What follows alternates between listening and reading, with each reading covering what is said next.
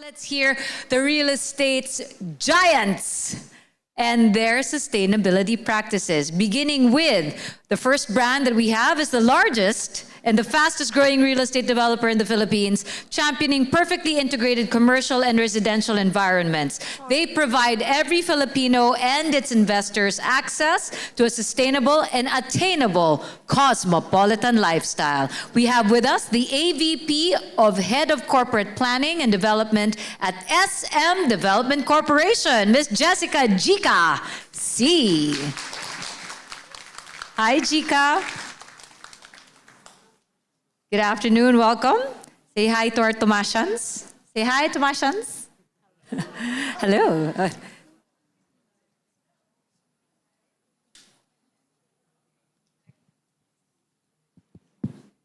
There. Hello. Good afternoon. Let's get comfy, Jika. So, thank you for having me, first of all. Oh, you gotta thank them.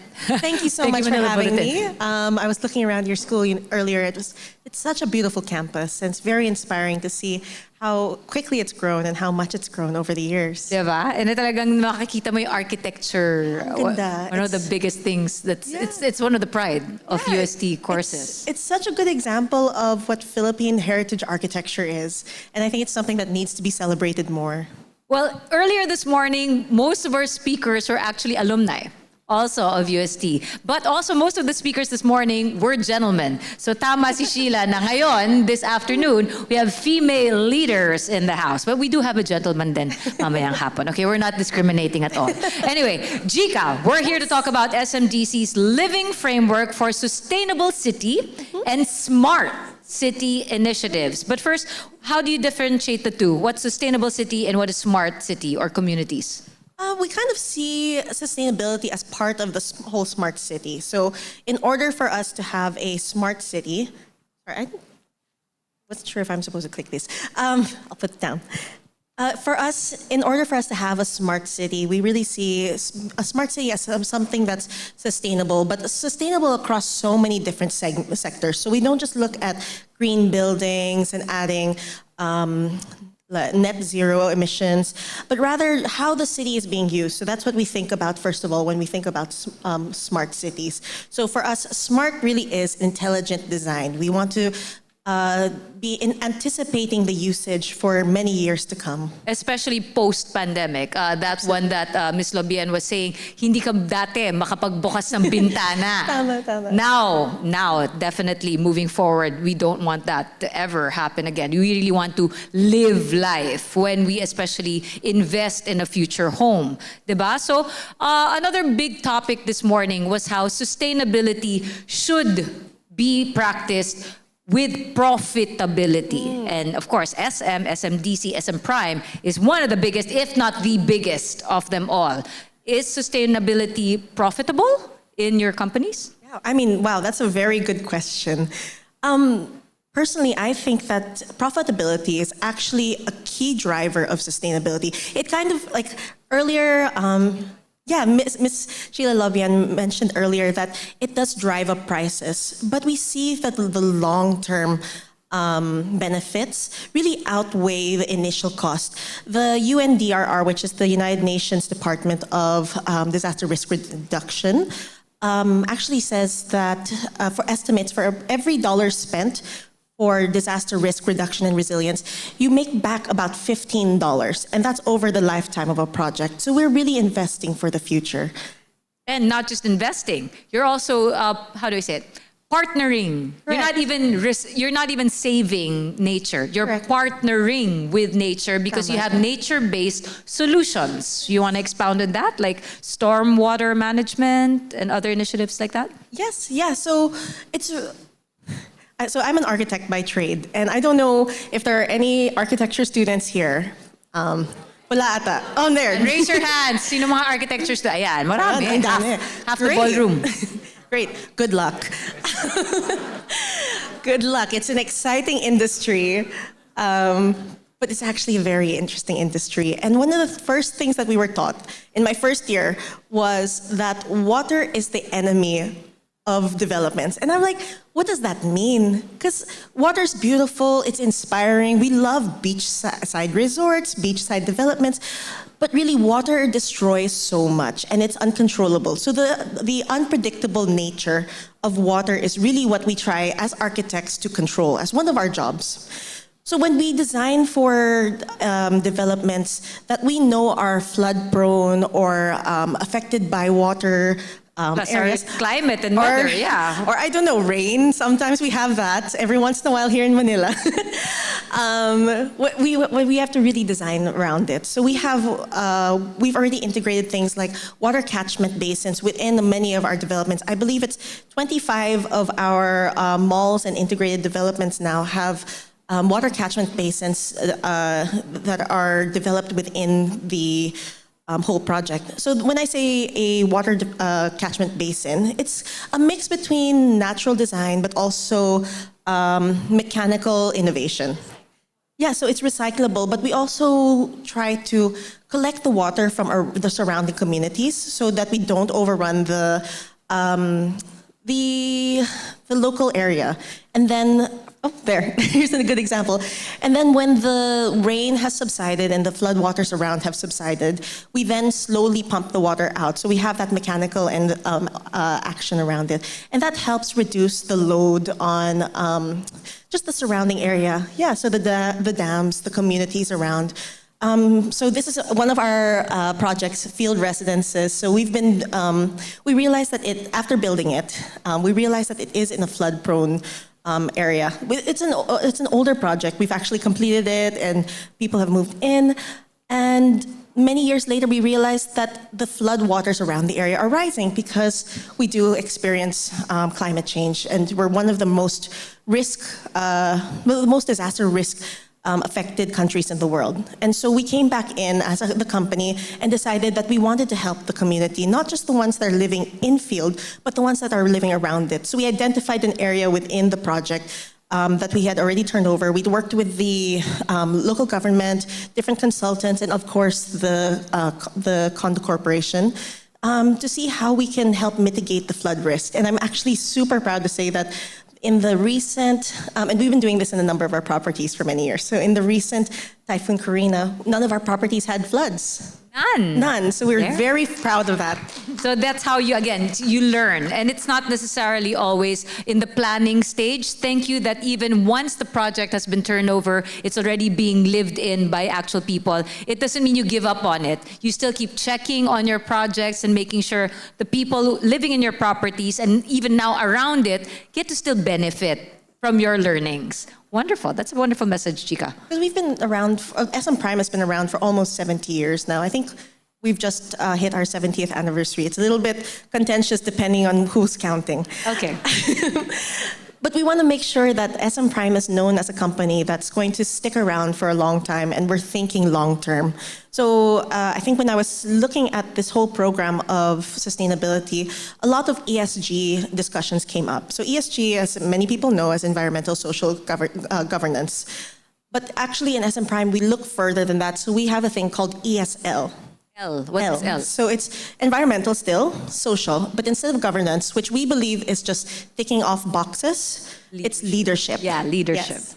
There you go. Talagang taking the lead and making it your way, making it your own. Now, besides, again, nature, of course, with storm or rainwater, there's also biodiversity. Let's not forget, it's not just about the elements, but even the flora and fauna around the area. You want to talk more about your initiatives here?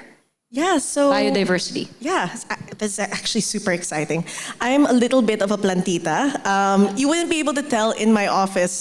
Some people from SMDC are here, and my office is very sparse. But at home, I love plants, and I actually love experimenting with native plants because before pandemic pa, ha? Yes, okay. actually. Hindi lang during. Yeah, no, no. They lasted after pandemic, so I'm very proud of that. So we're passionate about really figuring out what a Filipino development is.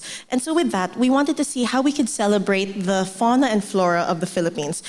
Unfortunately, the Philippines isn't very known for its fauna, but we have, it's fauna as well. So the animals here are quite limited in terms of the endemic animals. So what we do have, we want to protect and we want to celebrate. So we try to specifically choose our plants that are native or naturalized, that integrate well and don't harm the local environment. So for example, we choose our trees, like we found out that African tulips are not good for our native bees. And so, unfortunately, they are beautiful plants. They're beautiful trees, and you see them, especially during summer, and they're bright red. But we've found studies that they actually aren't beneficial to our local insect population. And so we've tried to reduce these type of plants that don't benefit the local environment. So we at least get to celebrate our sampaguitas, santans, Yes. gumamelas, Yeah, you know. my favorites are katmon.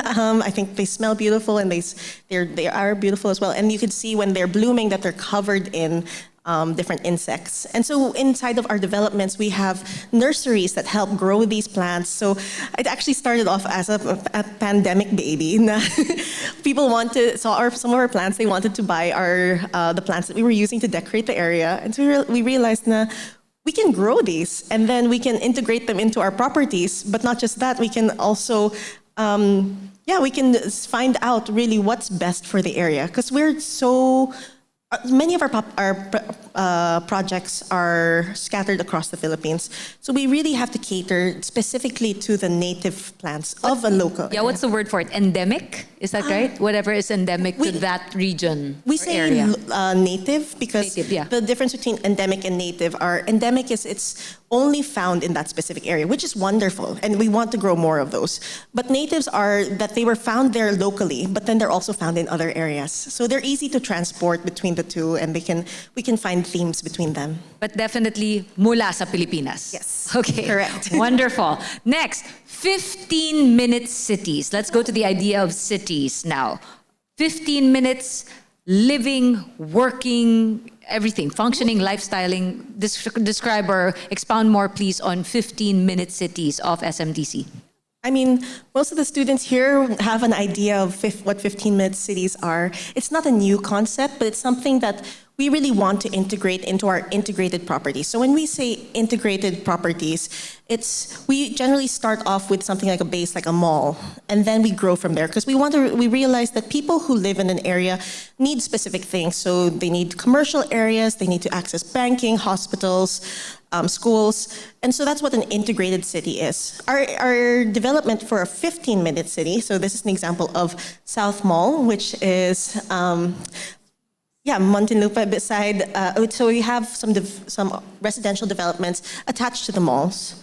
And again, literally anywhere at any point, it'll only take 15 minutes. Yes, and we want to encourage walking. So we actually consider not 15 minutes from cycling and taking public transportation and cars, but actually when we study it ourselves, it's 15-minute walk, depending obviously on how fast you're walking. I'm a fast walker, so 15 minutes might be like a 1.5 kilometer stretch for me. But definitely something you can do literally with your 2 feet, Yes. with your legs. Yeah. You want to lessen mobility or driving or vehicles? We do. I mean, We we've do. been talking about mobility, electric vehicles earlier today. But at the end of the day, what do you have?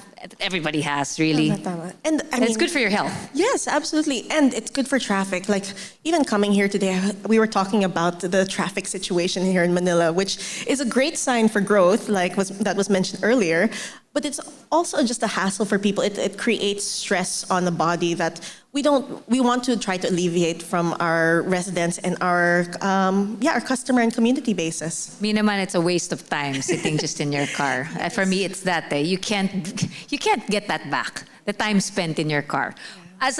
Just to wrap it up, we're going to have more of Jika later on during our panel discussion. But Jika, what are you allowed to share with us key innovations that you look forward to implementing or introducing in SMDC projects? What are you allowed to share for I now? might get in trouble for this. Is this recorded? Oh, thanks, Philip. Thanks for the reminder. No, we're actually super excited for this next year. Yes. So in most of our malls, we've actually integrated solar panels now. So that's one thing that we're really excited for. We're also goaling for net zero by 2040. Okay. But internally, we want to reach that beforehand, and that's through partnerships and just being able to manage our usage as well. Partnerships with... So we have partnerships with different suppliers who are committed to also reach net zero. And so we prioritize those type of suppliers. We also have partnerships with electricity suppliers. So we want to focus on green energy. And then on the residential side, it's super exciting. This one we haven't announced yet, so I'm sorry, I won't look at my team. We are actually integrating and standardizing solar panels into our residential communities as well. So the residential, so it's not just malls. Yes, yeah. So it's more expensive for us, but we realized that it's something that we really want to be proud of and help our residents without an extra cost to them. We want to be able to allow them to access and be a part of a green solution and make it easy for them, Din. Nice. But actually, I want to touch on that before I let you go. It is not an extra cost for the people already living in your properties, but it also helps with their operations. Absolutely, yes. So we manage most of our properties. And so we find that it's a cost saver. So it's an initial higher capital expense. But in the long run, we actually believe that it'll reduce our operational expense, especially for electricity costs, by about 30 to 40%, which we're willing to wait out because we are playing the long game here. There you go. It takes time to put in sustainability practices, but the point is every employer developer believes it will benefit not just them but everyone in the long run. So trust that your real estate industry leaders are really walking the talk when it comes to that. And we're just starting things out. A round of applause for Jika C, please. Thank you, Jika. I'll see you later for the panel discussion. Thank you. Yeah. Thank you very, very much.